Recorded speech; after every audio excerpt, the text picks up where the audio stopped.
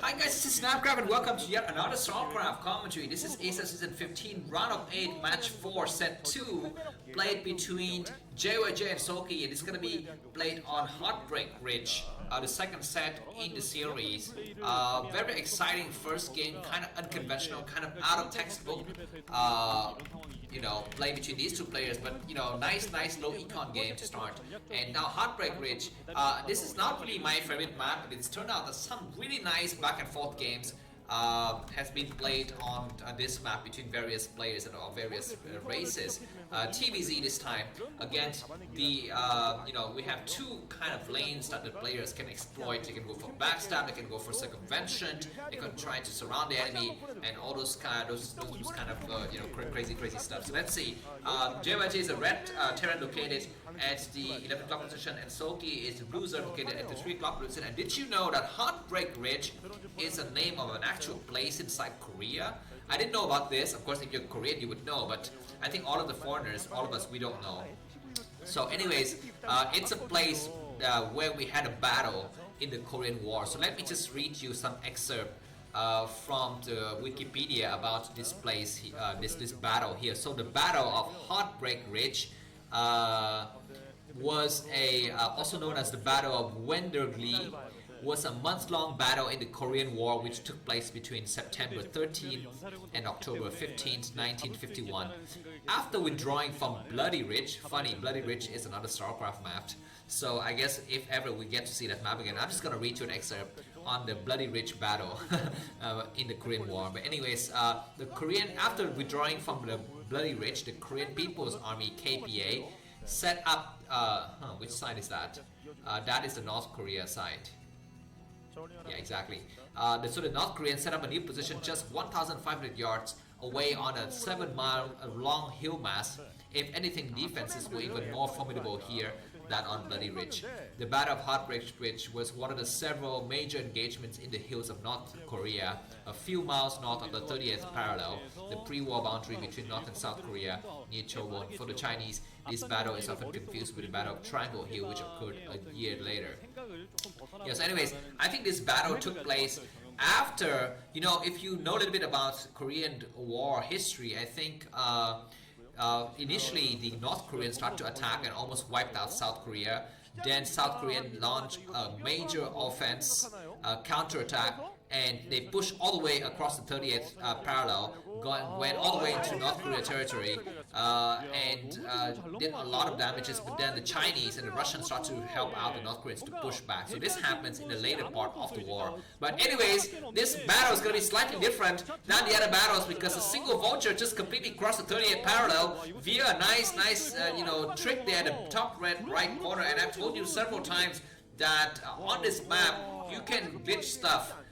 You can mine out the minerals, you can destroy that artifact and so forth. And anyways, this vulture with 3 kills, it's done so much damage already, and Soulkey is looking like he's going to be having his second loss consecutively, and that's going to be just a really major tilt in his mentality going to the final match. And we might see a cheese strategy deployed by JyJ in the last match. So let's see about that.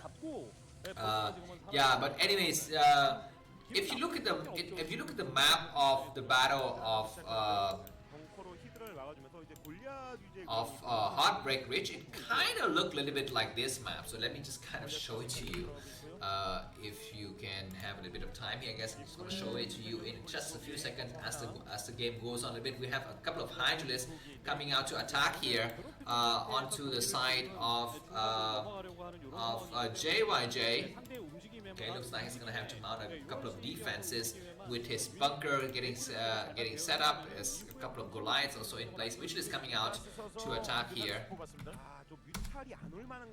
Okay, and Hydra starts to come in just to check how many how many turrets we have. It looks like the turrets are not set up on time. The Goliaths are a little bit out of position though, but they're not attacking because they don't have the range upgrade. So these Michelists can do a couple of pot shots on the SCVs before they have to retreat, because the number of Goliaths is gonna get really unbearable. And so the 5 Michelists are gonna run out. One of the Michelists is really weak. But I guess for the time being, JyJ survived, and Soulkey also was looking quite nice at his set up his second line of defenses here. Okay, let me try to show it to you if I can get this map correctly.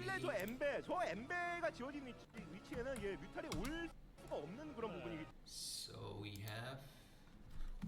침투를 하지 말라라고 그냥 경고성 사인을 줬는데 이거를 지금은 부수고 올라가서 상대방의 Okay, another vicious harassment on the high ground here, and because that high ground no longer have turrets, JyJ would not have any vision of that area. Let me just show you this Heartbreak Ridge. Okay, so that is a real Heartbreak Ridge, man. It kind of looked like this map, right? Yeah, I think it does. With the mountains in the middle, and even the tile set is definitely jungle tile set. So definitely the map maker has done a good job replicating this, bloody battle from the North Korean and the South Korean conflict, and drawn it into current day Starcraft. But anyways, let's go on with the game. Looks like Mitchell is coming in for harassment once again. More Goliaths are gonna be coming into reinforce. One Goliath gets sniped. More Goliaths come up on the high ground, but the Mutualists retreat before they were able to take significant damage. JyJ with 60 supplies, Soulkey with 51 supply. So the game is kind of very balance between these two players. One Marine getting stuck between the barracks and the academy here. Academy start to spin now, so it looks like JyJ is employing a slightly different strategy than conventional bio player on both of the sets here. He doesn't go for quick bio, he just sits back and go for vultures first and try to get some kind of harassments done. And then eventually switch into bio a little bit later. It's kind of pay off for him. It looks like Soulkey is gonna try to mount a severe attack here in the front, but it looks like he's not gonna do that just yet. Supply wise, Soulkey is 55, JyJ is 67. The first pair of medic of the game are coming out. Next command and next is gonna be planted at the 4 o'clock position here. For a total of 4 hatcheries, and that base is a little bit harder to defend, I think, compared to 2 o'clock base, but Soulkey picks that, so he thinks that he's going to have a kind of an air dominance to kind of reinforce it from the air with either Mutualists now and drops later. So let's see. Looks like the group of barracks are not yet spotted by Soulkey. Goliath is still hiding on this area. Nice scan. He is scanning the locations that doesn't really contain the new base here.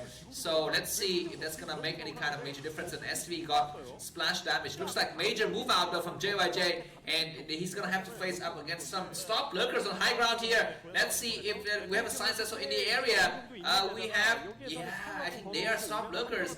A single marine is gonna. Where is his drone going?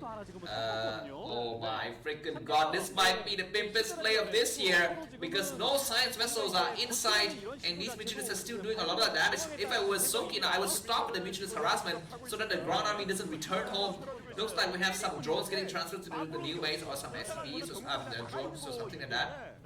Medic Marine's gonna start to come out, but they are kind of far away from where the lurkers are lurking, so the lurkers are not yet activated, and the Medic Marines are going to be returning. Looks like Soulkey is going to win this game even before the lurkers are activated.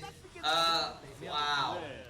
For some unknown reasons, this build from JyJ didn't really work, and the Terran army has taken the other route though. That leaves this open area in the middle, and we might have a huge backstab from Soulkey now.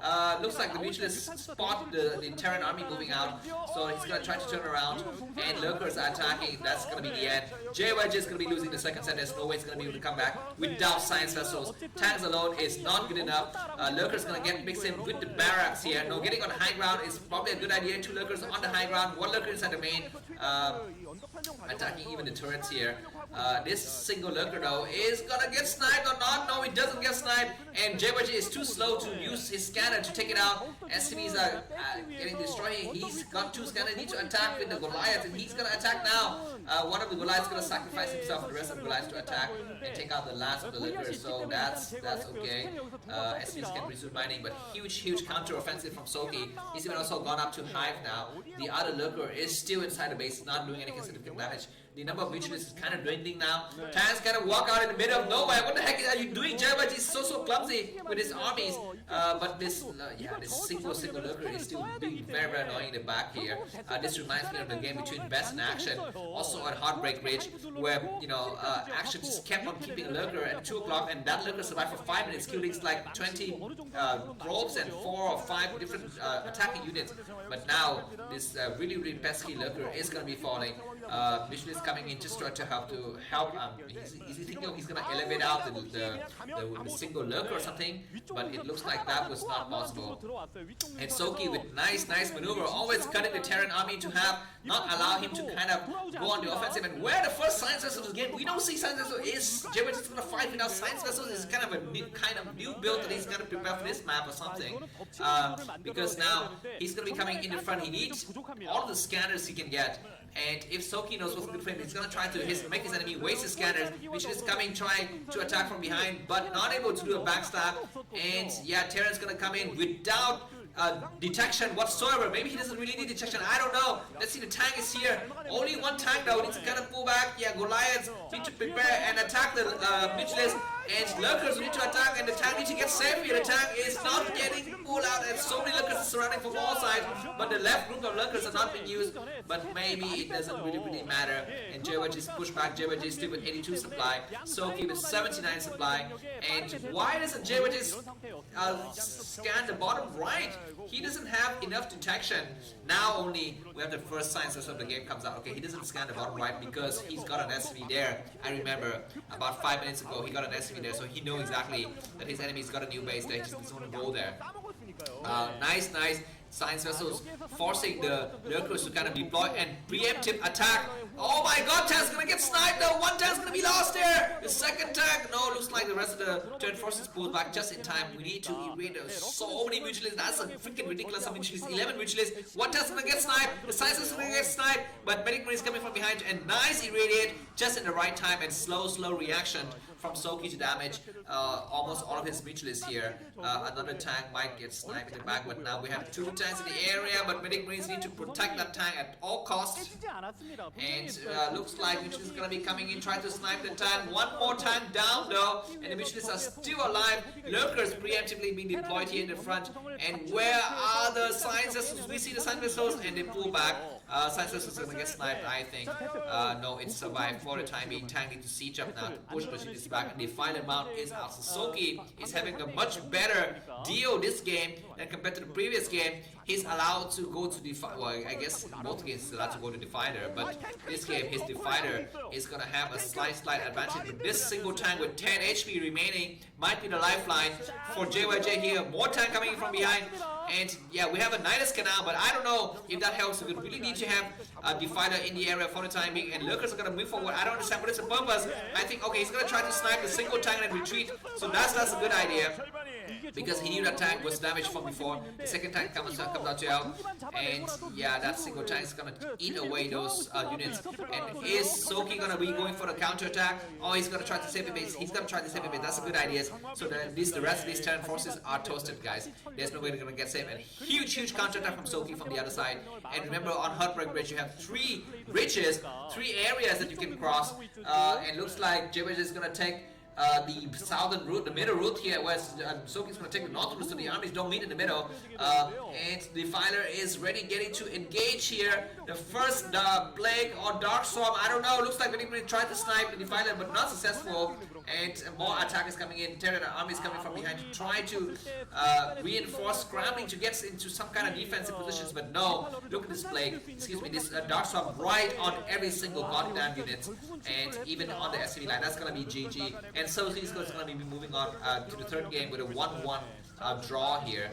So that's good, and we'll be seeing more great victories for both of these players in the upcoming games. Thanks for watching, and see you soon. Bye bye.